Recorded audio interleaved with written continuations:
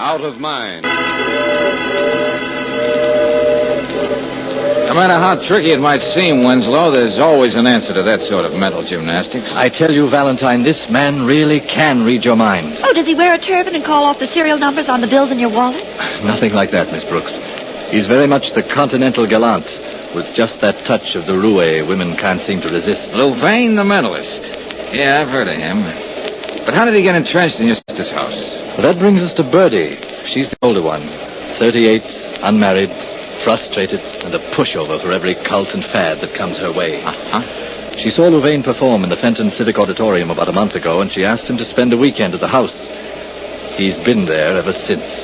Well, this is just a random observation, Mr. Winslow, but you seem well able to bounce Monsieur Louvain right out on his psychic phenomena. I tried that last weekend, but my sisters were all over me like a couple of wailing banshees. Besides, Clearview isn't my house. But I thought you... No, before my father died, we both decided that the house and whatever money he had should go to the girls. I'm well able to take care of myself. Well, from what I gather, Winslow, Louvain doesn't just go around reading minds. He seems to have some kind of a hold over Sybil, too.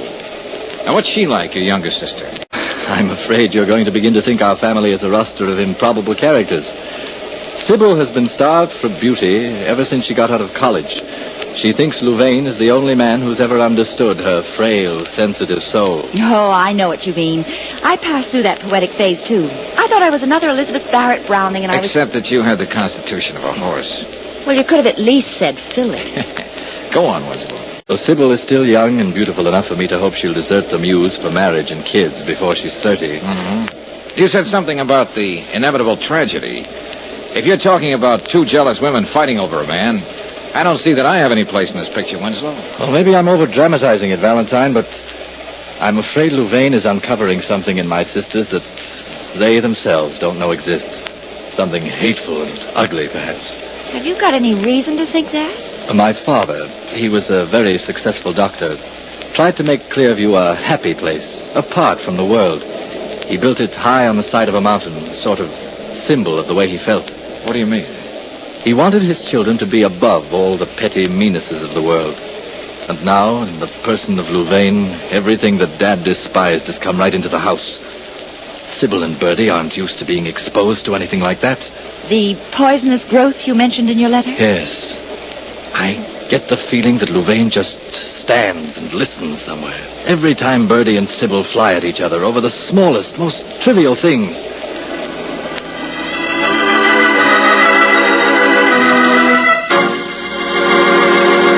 I won't let you go through with it, Sybil.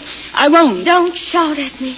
The tower room is on my side of the house. You know Father would never stand to see anything altered. Father is dead, Birdie. Please, Miss Birdie, Miss Sybil. Oh, please be quiet, Mr. Gumble. Yes, ladies. I have to live my own life. You want me to grow into something like you? An hysterical old maid? Oh. Why don't you slap me again, Birdie? Won't make any difference. I'll still be here to remind you of all the emotions you let shrivel up because you're afraid to live. About that balcony again, ladies. 2 men working on it, you know. Time and a half after 5. I insist that things remain the way Father left them. Isn't it enough that we made shrines out of his consulting room and the dispensary? They're in your half of the house. I don't care. But in my house... Father wanted the wall of the tower room to blend right in with the side of the mountain.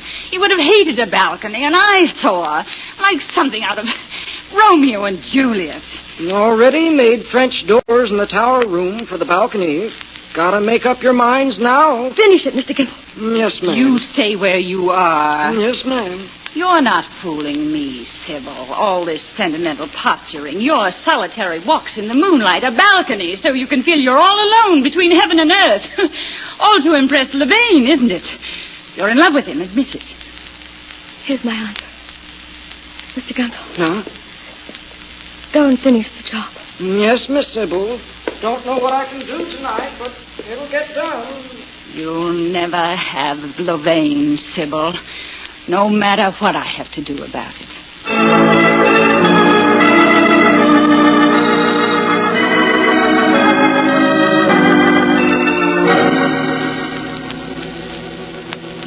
Well, Valentine, now that you've had dinner, what do you think? Well, I think we'd be stupid if we imagined we were fooling Louvain. He doesn't believe we're just a couple of friends you brought to your sister's house for the weekend. And my feminine intuition tells me that this war of nerves between Bertie and Sybil is going to turn into a scorcher any day now. You know, frankly, Winslow, what this situation calls for is a combination human relations counselor and a psychiatrist. There's nothing particularly sinister about this setup. It's only too human. I know, but as I'm afraid I'd be like the man who tries to stop a husband from beating his wife. It ends with both jumping all over him. No, thanks. I think Miss Brooks and I will be taking the first train back in the morning. I do hope I am not intruding. Not at all. Come in, Louvain. Thank you. You know, it is always interesting to be present when one is being discussed. Go on, please. How do you know you're going to like what we might say about you? The human ego is easily satisfied. The mere sound of one's name is rewarding in itself. Incidentally, Mr. Valentine, there's an 8:10 out of Fenton in the morning. Well, now that's just fine. Is there someone on it you want me to wave to when it leaves? No.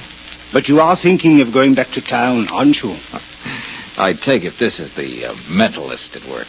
Or an ear at the keyhole. You know, Miss Brooks, at first Roger here also doubted my ability to read the human mind. Nothing gives me greater pleasure than to make converts out of cynics. Suppose I tell you what you're thinking about. Okay. But you'd better censor it as you go along. In so many words, it is something like this. This Louvain, he is a handsome, charming rascal at that. I wonder if that is a real wave in his hair, or is he wearing a toupee? Yes, that's part of it, but how... Delightfully feminine. Rest assured, Sherry, this is the hair I was born with. All right, Louvain. We don't need any more of your demonstration. Now, you, Mr. Valentine... Oh, I ought to be a pushover. I've only got one thought, and it's not very feminine. I know. You're saying to yourself, in these very words, what I would not give to sock Buster here, right in the kiss her? Huh?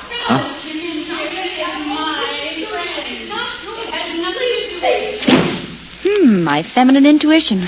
You heard that, didn't you, Louvain? How could it be helped? Two foolish, susceptible women, each with a small fortune. You play one off against the other.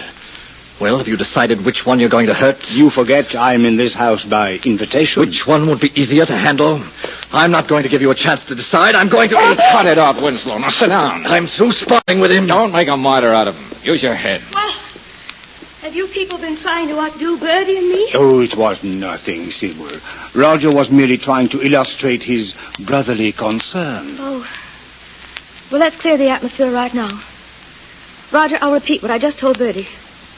Louvain and I love each other. We're going to get married. Well, what do you want me to say? Not a word. We can dispense with all the deception now. You can pay off Mr. Valentine so we can step out of our affairs. Oh, yes, that's 8:10 in the morning, Valentine. I got news for you, Buster. I'm staying on. I'm also a guest in this house. You forget this is my house. Only half of it, Sybil. And I promise we'll stay on Bertie's side.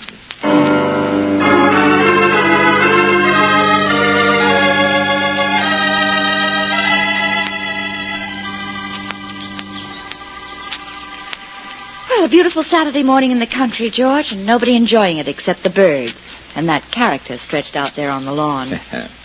You know, he looks beautiful in short. Yeah. Louvain's supposed to be replenishing his cosmic cells or something. Look at him sipping hot milk on a day like this. Oh, why, that's to relax his nerves, Angel. My brother, he can afford to relax. He knows Roger isn't getting anywhere arguing with Sybil. And he's just as sure Bertie's tears aren't going to change his plans. Do you think he can really read minds, George? Well, that isn't important one way or the other now. Don't mean to interrupt nothing, but anybody see Miss Sybil? What's that? Mark Gumpel's the name. Contractor. That's nice. Just taking my men off the job for the day. Wanted to make sure Miss Sybil ain't going to change her mind about that balcony. Well, I'm afraid she's pretty tied up at the moment. Did what she told me this morning. Just checking. George, look. Yes, see. Good grief. What's going on? Hurry, please. What is it, Bertie? What's the matter with him? Look at me, Louvain. What's the matter? I don't know. My stomach. Louvain! Oh, darling. Now what? Is this another one of his acts? I came out on the lawn to talk to him, and I found him just... Somebody better call a doctor. Looks like he's been poisoned.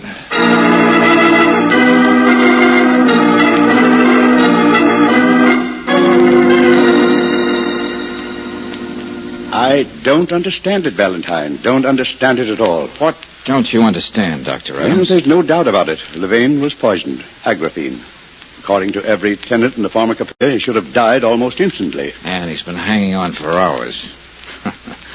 In other words, he's not only a mental marvel, but a medical freak. Well, I've done everything I can for him. We'll just have to wait.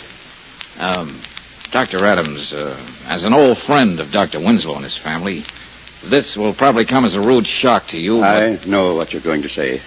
Someone in this house is guilty of attempted murder. One of John's children. It's incredible. A man like Louvain makes incredible things happen. Yes, I could see something like this coming. Of course, I should call the police. But perhaps if we wait and the man pulls through... Then we could call it Tomaine. The lobster Louvain had for dinner last night? I don't know. In a situation like this, it's hard to be sure when you're doing right. Doctor, there's a row of match bottles in the dispensary.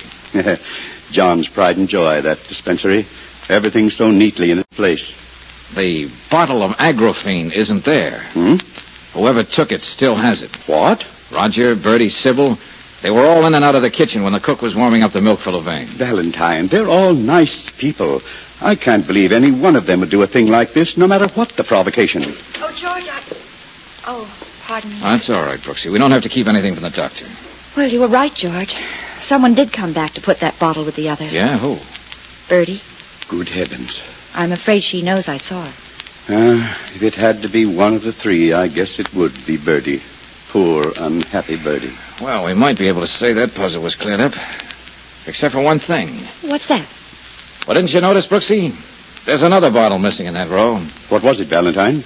The label on the shelf right under the empty space says ferulic acid. Why, that's even more deadly than Agraphene. Which leaves us with a question we'd better answer real fast.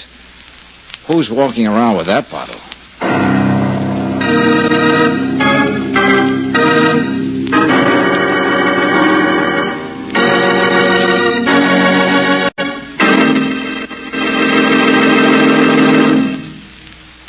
We'll return to tonight's adventure of George Valentine in just a moment. Have you read about it? Heard about it?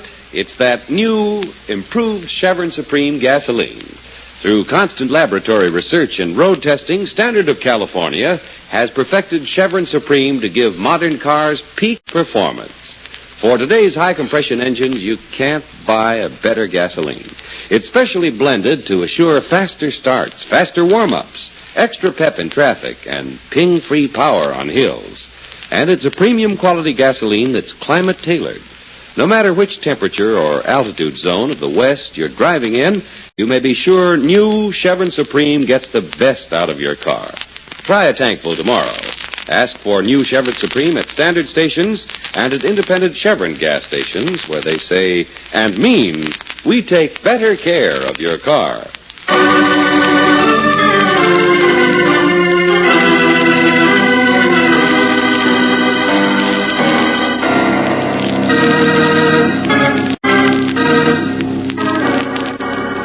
Now back to tonight's adventure of George Valentine.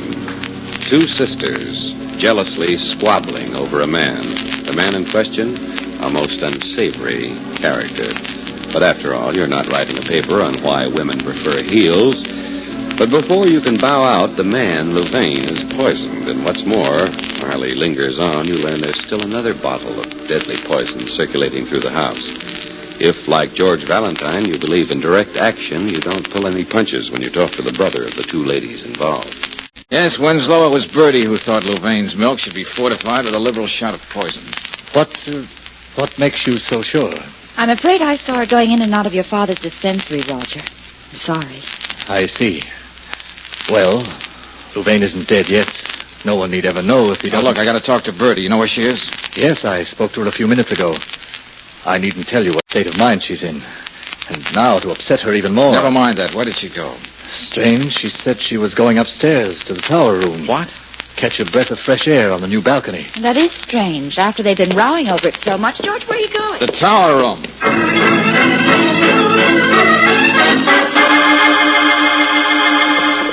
Get away from me. You have no right to stop Hey, me. come away from those doors, Bertie. Now, don't open them. You heard me. No, you take your hands off me. George, I can't find the light. Never mind that. Just help me with her. Get hold of her arms, will you? If you don't leave me alone, I'll... Scratch my eyes out. Now, look, Bertie. Cut it out. Bertie! What's the matter? You've gone crazy? Oh, Roger. It's all right. Now it's all over. It's never going to be over. Not now. Lane's going to die. I killed him. You didn't. You couldn't have. Look, Bertie, it's better if you didn't say anything. At least for the time being. There isn't anything to say that you don't already know. Miss Brooks saw me putting the poison back on the shelf in the dispensary. I was just going to confess. In my own way. But you had to stop me. Hasn't there been enough grief and trouble in this house without you jumping off balconies? Go on, Brooksy. Take her to her room. Okay. Ask Dr. Adams to give her something to quiet her down. Yeah, come along, Bertie. Oh, Roger. I won't let anything happen to you, Bertie. Now go on. Yes, Roger. I think you'd better turn in too, Winslow, and get some rest. You know I couldn't sleep. You just want to get rid of me. What's on your mind, Valentine? Louvain. When a guy gets a lethal dose of poison, he ought to drop dead.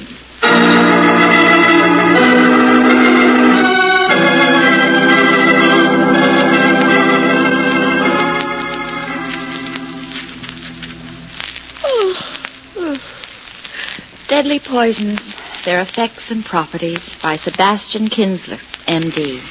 You going to finish that tonight, George? I'm almost finished now, Angel. Hand me that pad, will you? Well. Shouldn't every doctor's dispensary have a couch? Now, here's a book I'd like to curl up with. The Human Foot, Its Anatomy and Pathology. Darling, what are you doing? What are you scribbling? Brooksy, I have just verified a universal truth. Oh, goody. Every cause has an effect, and by the same token, vice versa. You know you got something there, mister? Whatever it is. But if you don't break it down so that I can Oh, Roger. I was wondering when you were going to show up. I couldn't let Bertie take the blame for something I did, could I?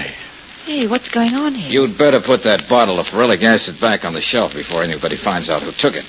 You don't seem surprised. I said I poisoned Louvain. I put this stuff in his milk this morning. Here, Brooksy. Put this bottle back where it belongs. Yes, but... Oh, okay. Bertie tried to take the blame because she thought I did it. Even tried to kill herself. I'm not going to risk that happening again. But she did poison Louvain, just as you did. What? Both Bertie and Roger? Mm-hmm. She used Agrafene. And you, Winslow, you let him have ferulic acid. Dr. Adams diagnosed Agrafene poisoning because it was the stronger dose. Well, that's insane, Valentine. He couldn't possibly have lived through that. Yeah. He should have dropped dead twice. So let's go upstairs and see if he's making any concessions to what's expected from ordinary human beings.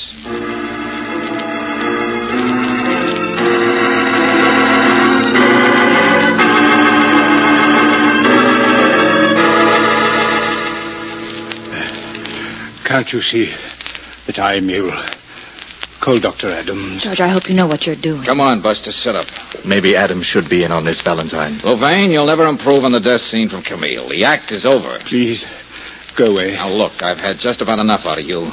You're nothing but a two-bit exhibitionist, but you're dangerous. While you wallow around up here in bed, things are happening to people's lives. Really? Bertie tried to do away with herself. Sybil's outside somewhere, walking up and down, worrying about you. Dr. Adams is neglecting his practice, waiting for you to decide between life and death. And all the time, you've been no sicker than if you'd swallowed a bad oyster. Don't tell me he's been faking all this time. Why, I ought to drag you out of You that are bed. not going to do anything, Roger. No one is going to do anything. I'm sorry. I underestimated you, Valentine. Don't let it worry you, friend. But tell me, how did you discover that the two poisons, Agrafene and ferulic acid, cancel each other? I looked it up, just as you did. I happened to see Roger leaving the dispensary. Since hardly anyone ever goes in there, I thought I'd have a look. I noticed that there were 2 bottles missing, so out of curiosity, I checked up on their properties. You see, I was sure they were going to be used to make my departure from Clearview quite a permanent one.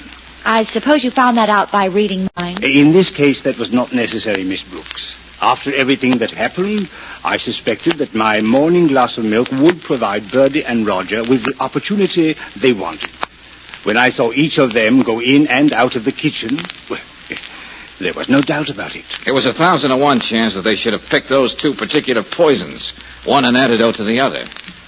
But if they had killed you, Louvain, it would have been something you brought on yourself. You know, you've asked for something like this ever since you came into this house. But now you're going to get out, Louvain. If you don't, I will kill you. But this time I won't use anything but my hands. I'll amplify what I said before, Roger. You're not going to do anything except what I tell you. Roger, get Birdie and meet me in the tower room. Why? I would like to have a little family conference before Sybil gets back. I would rather not have her know how unscrupulous I can really be.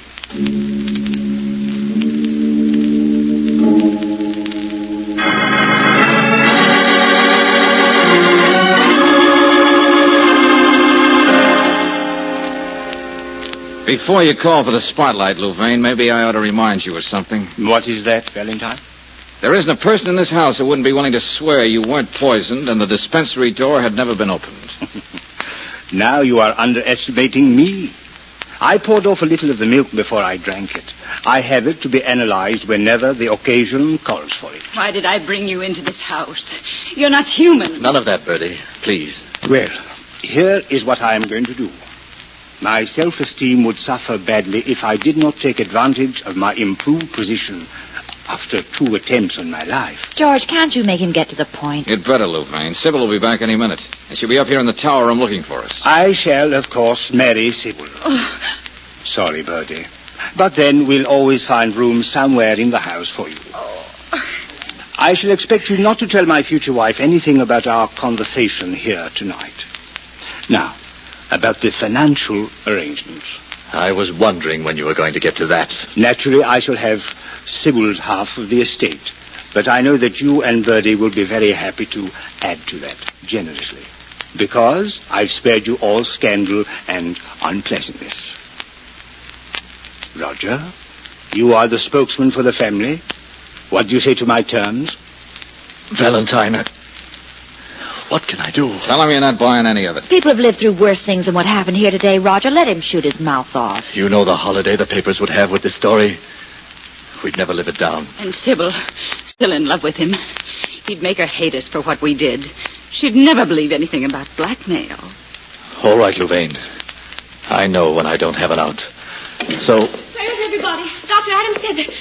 Oh, Louvain, darling. You're all better. Yes, of course, Sybil. Thank heaven. I was so frantic. Oh, all that talk about poison, so much nonsense. It was nothing more glamorous than ptomaine. And all is sweetness and light once again. Yes, I was wondering about this conclave in the middle of the night. Oh, just to congratulate us, my dear. Even Birdie wishes us the best now. Don't you? Don't answer, my dear. Let me read your mind. Oh, another performance yet. Oh, Birdie, how can you be thinking of Sybil's new balcony at a time like this? At least let my thoughts be my own. Oh, Birdie, I meant to tell you... Life's just beginning for me in this lovely place. I owe myself a view of what shall be mine for years to come. Louvain! When I need No! to step out... George! Oh, dear Lord! There is no balcony. Nothing out there. He said he was reading my mind. I thought the balcony was there. I honestly did. I was trying to explain. This morning I ordered Mr. Gumble to tear it down.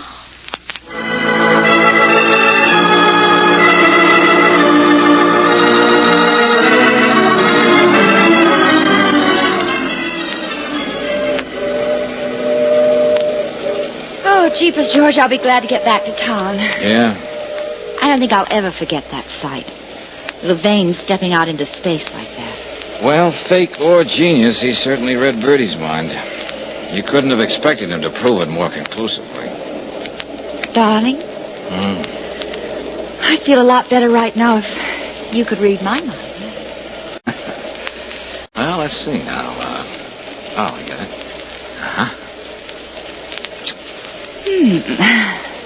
Exactly what I was thinking of. How'd you ever do it? Guesswork, Brooksy, guesswork. When you closed your eyes like that, it could have been that you were just, sleepy.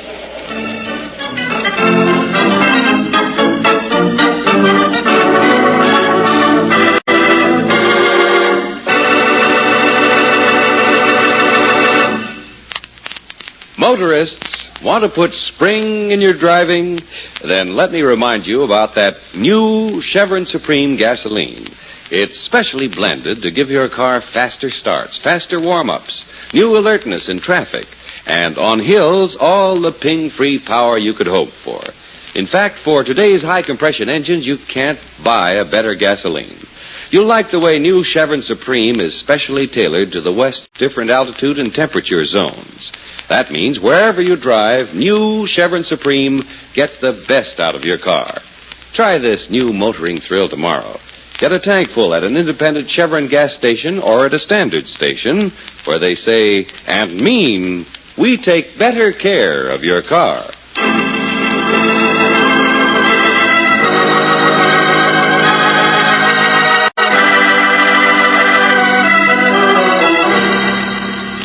Next week, when a somewhat breathless George Valentine rushes into a lavish apartment to meet Brooksy, we'll hear... Hey, what goes here, Brooksy? Has Nick been over there like that all that time? I don't know, George. I just found him that way. Where have you been? Now, somebody wanted that briefcase so bad they floated me out of town. The pictures. We'll get to that. Right now, I want to find out if Nick here knows something we ought to know. Hey, Buster, snap out of it. Come on, sit up in that chair. George, he's... Yeah. One of our friends fixed it so Nick will be stone cold on the hottest day in July.